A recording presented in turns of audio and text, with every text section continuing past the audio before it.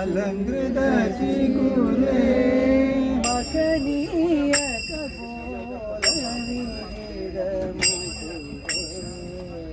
महनीय कपोल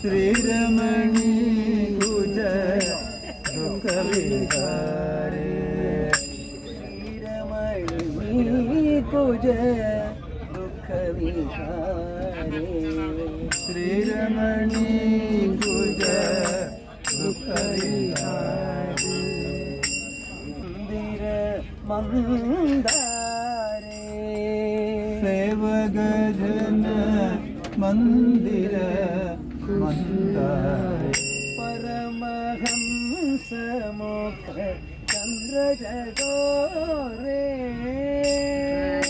परमहंस मुख चंद्र जगोरे परमहंस मुख चंद्र जगोरे परमहंस मुख चंद्र जगोरे कृष्ण परिपूरित मुरलीरव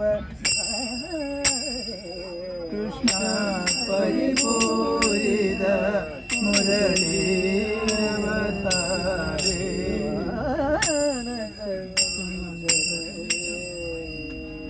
मानस संजय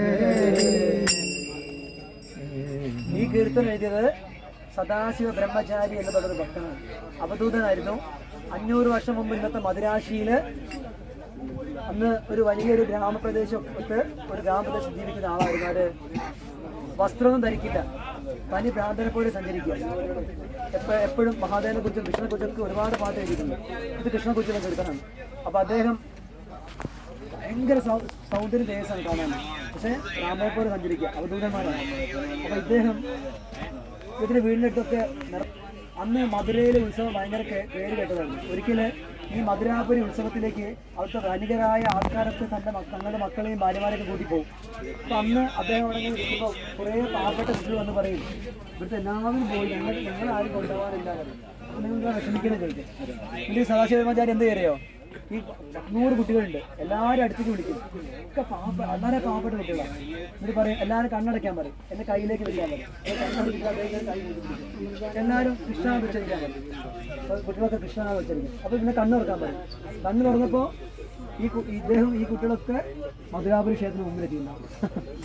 എന്നിട്ട് അവിടെ നിന്ന് അദ്ദേഹം ഇവരെ ഉത്സവമൊക്കെ കാണിച്ച് നമ്മൾ ഈ കുട്ടികൾക്ക് കളിപ്പാട്ടം വാങ്ങി കൊടുക്കില്ലേ, അതൊക്കെ വാങ്ങിക്കൊടുക്കണം.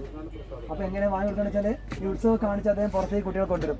ഇത് കൊണ്ടുവന്നിട്ട് ഈ കടകളിലൊക്കെ കൊണ്ടുപോയിട്ട് എന്താ നിങ്ങൾക്ക് വേണ്ടത്, എന്താ വേണ്ടതൊക്കെ വാങ്ങാൻ പറയും. ഇത് ഈ കുട്ടികൾ ഞങ്ങൾക്ക് അത് വേണ്ടത് വേണം. കുട്ടികൾ ഭയങ്കര സന്തോഷമായി, അച്ഛനെ പോലെ അല്ലേ, ഞങ്ങൾക്ക് ആ കളിപ്പാട്ടം വേണം, ഈ കളിപ്പാട്ടം വേണം, എല്ലാം വാങ്ങിക്കൊടുക്കും, നിറയെ വാങ്ങിക്കൊടുക്കും. അപ്പം ഒരു കട ചെന്നപ്പോൾ ഇങ്ങനെ വാങ്ങിക്കൊടുത്തപ്പോൾ ഇതിന് തനി പ്രാന്തനെ പോലെ നിൽക്കണാര്, ഒന്നുമില്ല കയ്യിൽ, ബാഗിൽ ഒന്നുമില്ലല്ലോ, ഒരു കീഴി പറഞ്ഞ വസ്ത്രം മാത്രം. അതൊക്കെ സദാശിവമാചാരി. അത് ഈ കടക്കാരൻ ചോദിക്കും, അല്ല പൈസ ഉണ്ടോ കയ്യിൽ? ആ പൈസ ഉണ്ട്, കൊടുക്കാൻ പറയും. അപ്പോൾ എല്ലാ പൈസ നിങ്ങൾ കയ്യിലൊന്നുമില്ലല്ലോ. അപ്പോൾ ഇങ്ങനെ വിളിക്കും, കൃഷ്ണാന്ന് വെച്ചിരിക്കും. അപ്പം അദ്ദേഹത്തിന് കൊടുക്കുന്ന ആ കടക്കാരന് കൊടുക്കുന്നതിന് 100 ഇരട്ടി നാണയങ്ങളുണ്ട് സ്വർണ്ണത്തിൽ. കൊടുക്കുന്നത് എടുത്തോളൂ പറയും, ബാക്കി നിങ്ങൾ എടുത്തോളൂ പറയും. അപ്പോൾ അങ്ങനെയൊക്കെ ഞാൻ പറയുക ഭഗവാന്റെ മഹത്വം. ഇത് വീണ്ടും ഇതെല്ലാം വാങ്ങിക്കൊടുത്തിട്ട് അദ്ദേഹം വീണ്ടും ഇവിടെ വരാൻ പറയും കുട്ടികളോട്. ഇത് കൈ പിടിച്ചിട്ട് അദ്ദേഹം കൃഷ്ണ വെച്ചിരിക്കാൻ പറയും. കൃഷ്ണ വീണ്ടും പഴയ സ്ഥലത്തേക്ക്. ഇദ്ദേഹമാണ് ശ്രീരംഗത്തിനടുത്ത് കാവയുടെ കരയിലൂടെ ഒരു ദിവസം രാത്രി ഇങ്ങനെ ശരീരബോധമൊന്നുമില്ലാതെ വസ്ത്രം ധരിക്കാതെ ഭഗവാനൊക്കെ വിചാരിച്ചങ്ങനെ സഞ്ചരിക്കുക. അപ്പോൾ അദ്ദേഹം ആ സമയത്ത് പാടി പോണ പാട്ടാണ് ഇത്.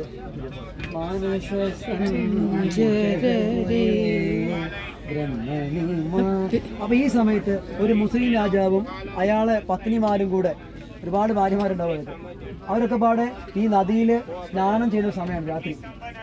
നീരാടുന്ന സമയം. അപ്പൊ ഇതേ ഈ കരയിലൂടെ ബോധമില്ലാതെ ശരീരമൊന്നും നടക്കുകയാണ്, ഭക്ഷണമൊന്നും ഇല്ലാതെ. അപ്പൊ ഈ ഭാര്യമാരെ കയ്യെ എന്ത് ഭ്രാന്തനാണ് വരാൻ എങ്ങനെ കഴിയുമെന്ന് പറയുന്നത്.